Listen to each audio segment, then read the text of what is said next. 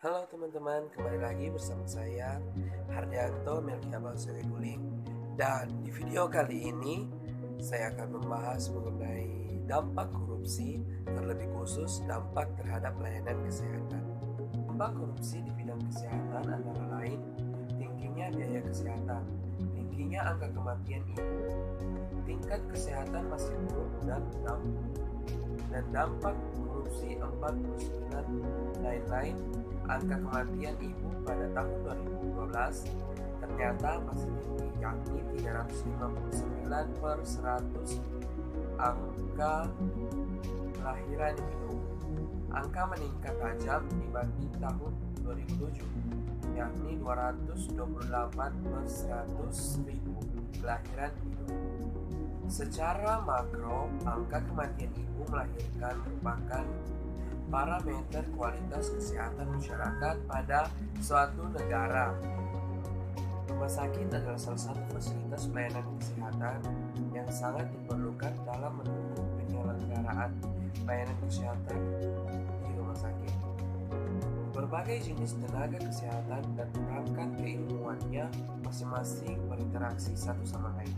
Ilmu pengetahuan dan teknologi kedokteran berkembang sangat pesat, membuat semakin kompleksnya permasalahan dalam rumah sakit. Di sisi lain, tenaga medis atau dokter sebagai salah satu komponen utama memberi pelayanan kesehatan kepada masyarakat, dan landasan utama bagi dokter adalah dapat melakukan tindakan medis terhadap orang lain tanpa disadari. Dari berkembangnya pengetahuan dan teknologi, beberapa tenaga medis menyalahgunakan kekuasaan dan wewenang yang dimiliki. Salah satunya adalah melakukan tindakan korupsi, yang dimana tindakan tersebut merugikan negara, seperti korupsi gaji dari para dokter yang sangat terikat dengan penyalahgunaan kekuasaan dari oknum yang memiliki jabatan yang lebih tinggi. Faktor-faktor penyebab. Banyak faktor penyebab pengadaan alat kesehatan jadi objek utama korupsi. Pertama, alokasi anggarannya yang besar. Seiring pesatnya perkembangan teknologi dan ilmu kedokteran, semakin banyak alat yang digunakan untuk mendukung penyelenggaraan pelayanan kesehatan. Hampir semua tindakan medis menggunakan bantuan alat kesehatan. Apalagi di sisi lain, pemerintah daerah berlomba-lomba menaikkan kelas rumah sakit. Syarat utama yang harus dipenuhi memiliki fasilitas dan kemampuan pelayanan medik seperti medik umum dan spesialis. Semua itu menuntut ketersediaan alat kesehatan.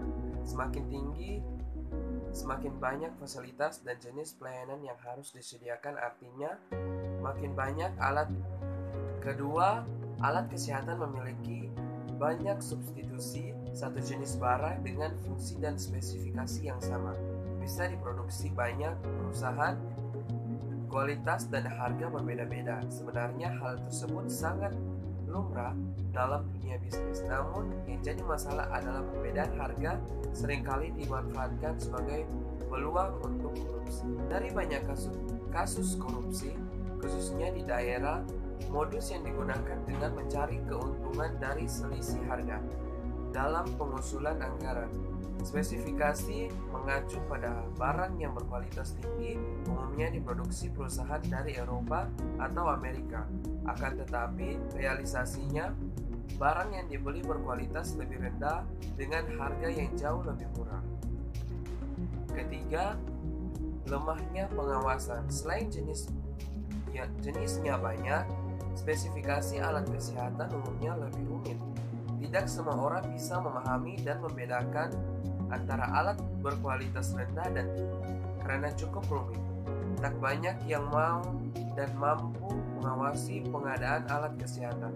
Akibatnya, berbagai manipulasi dan penyelewengan dengan mudah dilakukan. Selain mencari selisih harga, modus lain yang sering digunakan merupakan harga penyunatan anggaran, manipulasi pembelian.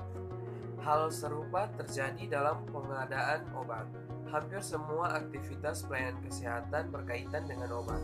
Walau sebagian besar harganya tidak semahal alat kesehatan, alokasi anggaran yang disediakan hampir sama besar. Jenisnya pun sangat banyak dan jarang yang mengetahui detail teknis atau spesifikasinya. Dan langkah-langkah yang perlu diambil dalam menangani masalah korupsi adalah memberikan hukuman yang berat pada koruptor. Nah, demikianlah penjelasan saya mengenai dampak korupsi pada bidang kesehatan. Dan berikutnya kita akan melihat presentasi video. Selamat datang di Universitas Pembangunan Indonesia Manado yang terletak dekat dengan kawasan bisnis Bahu Mall Manado. Tempatnya di Kelurahan Bahu, lingkungan 3 Manado, sangat strategis di pusat kota Manado. Dibangun di atas lahan seluas 2,5 hektar, Universitas Pembangunan Indonesia Manado berdiri megah dengan ruangan 7 lantai, terdiri dari ruangan kelas, ruangan kantor, perpustakaan, laboratorium komputer, laboratorium keperawatan, pengadilan semu, dan laboratorium bahasa, kantin, serta rooftop di lantai atas. Universitas Pembangunan Indonesia Manado memiliki 6 fakultas dengan program studi, yaitu Fakultas Pertanian, Prodi Agribisnis, Fakultas Hukum, Prodi Hukum, Fakultas Teknik, Prodi Teknik Elektro dan Teknik Sipil, Fakultas Ilmu Sosial Ilmu Politik, Prodi Ilmu Politik, Fakultas Sastra, Prodi Sastra Inggris, Fakultas Keperawatan, Prodi Ilmu Keperawatan, dan Profesi Nurse. Didukung oleh sumber daya manusia yang berkompeten dan tersertifikasi, Universitas Pembangunan Indonesia Manado memiliki dosen dan tenaga kependidikan dengan latar belakang S2 dan S3 lulusan dalam dan luar negeri. Proses belajar mengajar dilaksanakan dengan teknologi informasi merujuk perkembangan dunia modern saat ini, dilakukan dengan sistem e-learning dan sistem ujian online atau ULAIN. Hasil tracer student Universitas Pembangunan Indonesia Manado dan fakultas menyebutkan lulusan UNPI sudah tersebar di dalam dan luar negeri.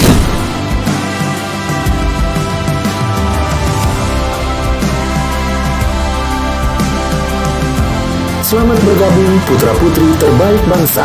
Kembangkan dirimu, raih cita-citamu setinggi bintang di langit. Kami siap menghasilkan generasi terbaik dan pemimpin di masa depan.